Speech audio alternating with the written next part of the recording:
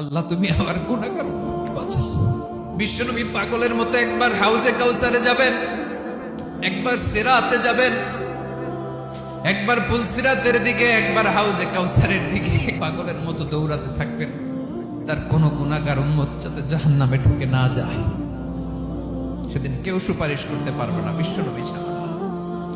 কিয়ামতের ময়দানে ওই বিভীষিকাময় সময়ে মুসিবতের কালে মানুষগুলো পাগল হয়ে বিশ্বনবীকে খুঁজতে আরম্ভ করবে। সবাই মিলে বিশ্বনবীর কাছে যেয়ে বলবে, ইয়া রাহমাতাল লিল আলামিন, ইয়া খাতামান নবীন, রাহমাতাল লিল আলামিন। দেখেন আমাদের কি অবস্থা, কি কঠিন বিপদে আমরা আছি, দাঁড়াতে পারি না, সূর্যের আলোতে ঘেমে হয়রান। আজকে কেউ সুপারিশ করতে পারবে না। সব নবীরা অপারগতা স্বীকার করেছে, তারা বলেছে আপনি ছাড়া কেউ নাকি আল্লাহর সামনে দাঁড়াতে পারবেন না, আপনি একটু সুপারিশ করেন।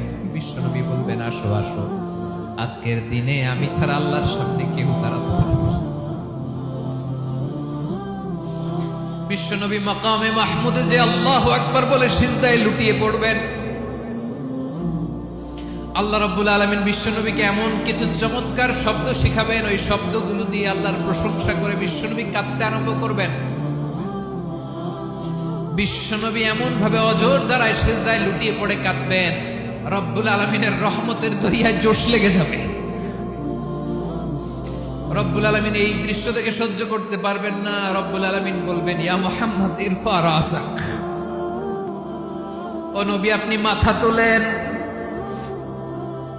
মাথা তোলেন, আপনার কান্না আমি সহ্য করতে পারি না। নবী আপনি মাথা তোলেন, সাল তুতা, আজকে আপনি যা চাবেন তাই দেবেন। নবী আপনি সিজদা থেকে মাথা তুলেন, সাল তুতা, যা চাবেন তাই দেব। ওয়াশফা তুশাফা, যার জন্য সুপারিশ করবেন তার সুপারিশ কবুল করে নিব। বিশ্বনবী এবার মাথা তুলবেন। যে বিভীষিকাময় সময়ে প্রত্যেক নবী বলেছেন আমি পারবো না, প্রত্যেক নবী বলেছেন নফসি নফসি, আমার কি হবে আমি জানি না, আল্লাহ আমারে বাঁচাও। প্রতিটি নবী বলবেন নফসি নফসি, আল্লাহ তুমি আমারে বাঁচাও, আমারে বাঁচাও। বিশ্বনবী মাথা তুলবেন, তুলে বলবেন রব্বি হাবলি উম্মতি, আল্লাহ তুমি আমার গুনাহগার উম্মতকে বাঁচাও। এই দুনিয়ার বুকে রব্বুল আলামিন সব নবীকে একটা করে দাওয়া মুস্তাজাবা দিয়েছেন, মানে যে দোয়া করলে কবুল হয়ে যায় সাথে সাথেই। দাও বিহা, দুনিয়ার সব নবীরা ওই দোয়াটা দুনিয়াই করে ফেলেছে। সব নবীকে আল্লাহ একটা করে দোয়া দিয়েছেন, নবী দোয়া করলেই কবুল। সব নবীরা ওই দোয়া করে ফেলেছে দুনিয়াতে। বিশ্বনবী বলেন আমি করি নাই। ওয়া ইন্নী আখতাবিউ দাওয়াতি শাফাআতান লি উম্মতি ইয়াউমাল কিয়ামাহ, আমার ওই স্পেশাল দোয়াটা আমি দুনিয়ার বুকে কঠিন বিপদে পড়েও কোনোদিন করি নাই। আমি আমার স্পেশাল দোয়াটা কিয়ামতের দিন আমার গুনাহগার উম্মতকে সুপারিশের জন্য রেখে দিয়েছি। আল্লাহ বলবেন নবী ইরফা রাসাক, মাথা তোলেন, আর কাটবেন না।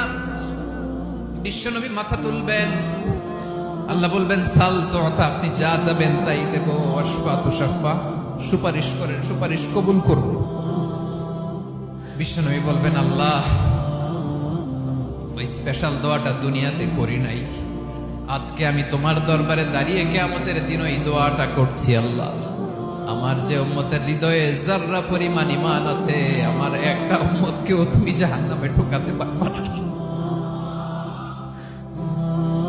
বিশ্বনবী পাগলের মতো একবার হাউজে কাউসারে যাবেন, একবার সিরাতে যাবেন, একবার পুলসিরাতের দিকে, একবার হাউজে কাউসারের দিকে পাগলের মতো দৌড়াতে থাকবেন। তার কোন গুনাহগার উম্মত যাতে জাহান্নামে ঢুকে না যায়। সেদিন কেউ সুপারিশ করতে পারবে না বিশ্বনবী ছাড়া।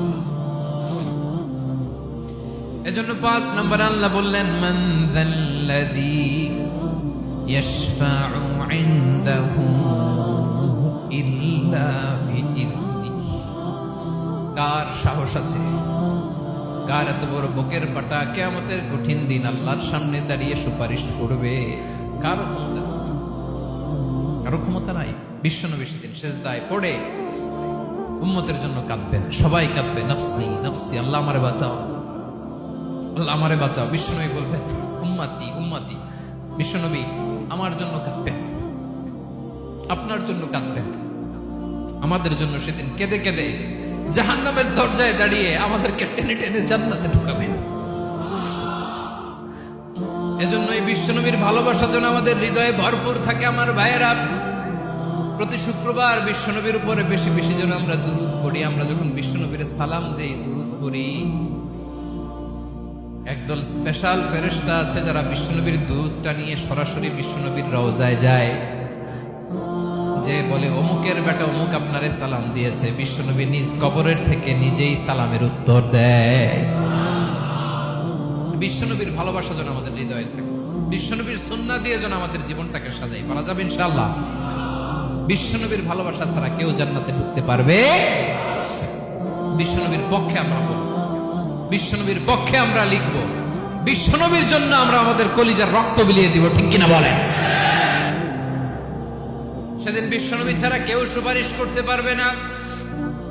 5 নম্বর আল্লাহ বললেন, মান দাল্লাযী ইয়াশফাউ ইনদাহু ইল্লা বিইذনি। কে আছে সুপারিশ করবে আল্লাহর সামনে? আর আপনি আপনার বাবার দরবারে যে সেজদা দেন, হ্যাঁ? ইব্রাহিম আলাইহিস সালাম থারথার করে কাঁপবে আর বলবে নাফসি নাফসি, আল্লাহ আমারে বাঁচাও। মুসা আলাইহিস সালাম থারথার করে কাঁপবে, আল্লাহ নাফসি নাফসি, আমারে বাঁচাও। আর আপনি পীরের দরবারে যে সেজদা দেন, কোথায় আছেন আপনি? খবরদার, কেউ বাঁচাতে পারবে না। যাকে ইল্লা আল্লাহ যাকে অনুমতি দেন, বিশ্বনবীকে দিবেন, নবীদেরকে দিবেন। এরপরে আল্লাহ তার স্পেশাল ওয়ালিদেরকে, মুত্তাকিনদেরকে, শহীদদেরকে, সিলেক্টেড বান্দাদেরকে দিবেন। কিন্তু কাকে দিবেন, কার জন্য দিবেন, দুনিয়ার কেউ জানে না। একজন ছাড়া, তিনি কে? আল্লাহর ওয়ালিদেরকে, নেককার লোকদেরকে আল্লাহ সুপারিশের অনুমতি দিবেন। কিন্তু আপনি যারে মানেন, যার পায়ে সেজদায় লুটিয়ে পড়ে থাকেন, তারে যে আল্লাহ দিবেন, এটার কোনো গ্যারান্টি আছে?